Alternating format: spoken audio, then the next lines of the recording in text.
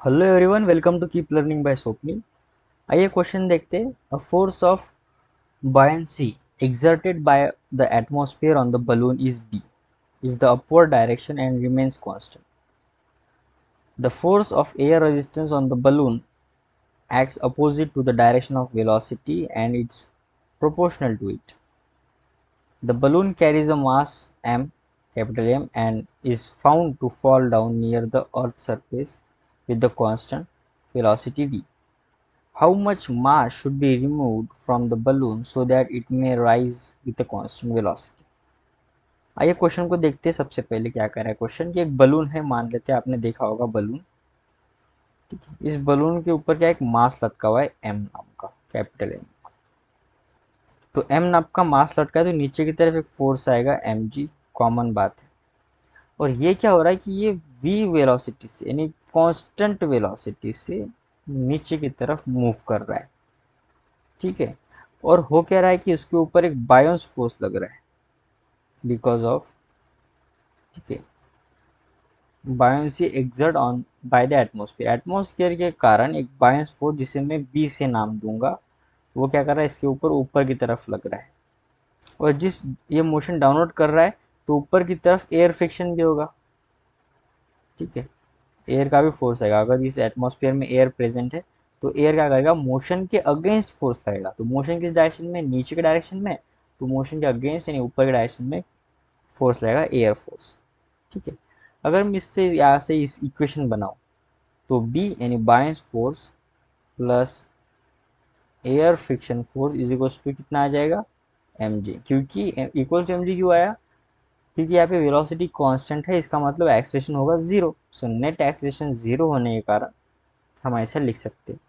तो यहाँ से जो एयर रेजिस्टेंस फोर्स आ जाएगा वो आ जाएगा कैपिटल एम जी माइनस बी।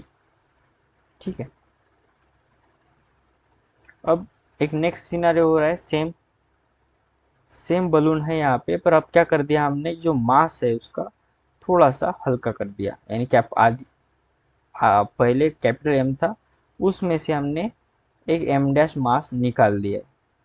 अब जैसे ही निकाला है तो हो क्या रहा है कि ऊपर की तरफ कांस्टेंट वेलोसिटी से जा रहे हैं। आप ऊपर की तरफ कौन सी वेलोसिटी से जा रहा है, बायस फोर्स ऊपर नीचे से ऊपर ही लग रहा है। हमेशा अपवर्ड डायरेक्शन, क्वेश्चन में मेंशन है अपवर्ड डायरेक्शन लगता है। एयर रेजिस्टेंस अब क्या करेगा, मोशन के अगेंस्ट, अगर ऊपर की तरफ मोशन है तो नीचे की तरफ एयर फोर्स आएगा। ठीक है, और यहाँ पे नीचे की तरफ एक फोर्स आएगा मास के कारण, यानी मास मास डैश इंटू जी। ठीक है, अब यहाँ पे क्या हो रहा है कि ऊपर की तरफ जा रहा है, इसका मतलब बी डोमिनेंट फोर्स हो गया, is equals to air friction plus m minus m dash into g. ये आ जाएगा हमारा इक्वेशन। ठीक है, अब क्या है, यहाँ पर भी बी फोर्स और यहाँ पर भी बी है। ठीक है, तो इस बी को मैं सॉल्ट आउट कर लेता हूँ। So B is equals to, ये आ जाएगा M G minus F air. ये इस इक्वेशन को नाम देते हैं टू, इस इक्वेशन को नाम देते हैं वन। तो ये भी बी फोर्स है, ये भी बी फोर्स है, दोनों फोर्स कैसे कांस्टेंट है, यहाँ पे क्वेश्चन में मेंशन भी है, remain constant. So from one and two हम दोनों को इक्वेट करेंगे और वैल्यूज को फाइंड करेंगे। So from equation one and two, दोनों बी बी सेम है तो ये आ जाएगा एम जी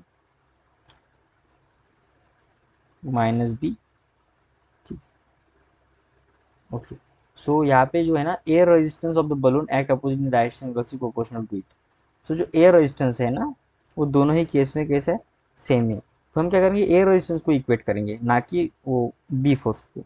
ठीक है, क्योंकि हमको क्या करना है, क्वेश्चन आई मीन जो आंसर है वो बी के टर्म में ही चाहिए। तो यहाँ पे हम वैसे भी कर सकते हैं पर ये रफा नहीं लेंगे। तो रादर देन बी का वैल्यू फाइंड करने से अच्छा है कि एयर रेजिस्टेंस का ही फाइंड कर दे, तो कोई ज़रूरत है नहीं यहाँ पे। इसको मैं इक्वेशन वन नाम दूंगा। यहाँ पे एयर रेजिस्टेंस के बारे में देखते हैं। तो air resistance is equal to आ जाएगा ये B minus m dash into g, और इसको मैं नाम दूंगा इक्वेशन टू, ना कि इसे, इंटू जी जाएगा इक्वेशन टू। अब हम बोथ इक्वेशन को क्या करेंगे, इक्वेट करेंगे। ठीक है। तो जैसे यहाँ से इक्वेट करेंगे तो ये आ जाएगा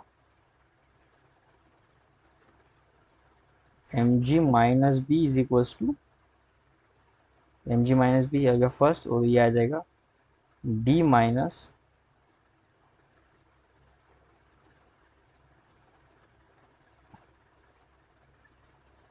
m minus m dash into g. So mg minus B is equals to d minus mg plus m dash g. ठीक है, b को इस साइड लेके जाएंगे, सो हो जाएगा mg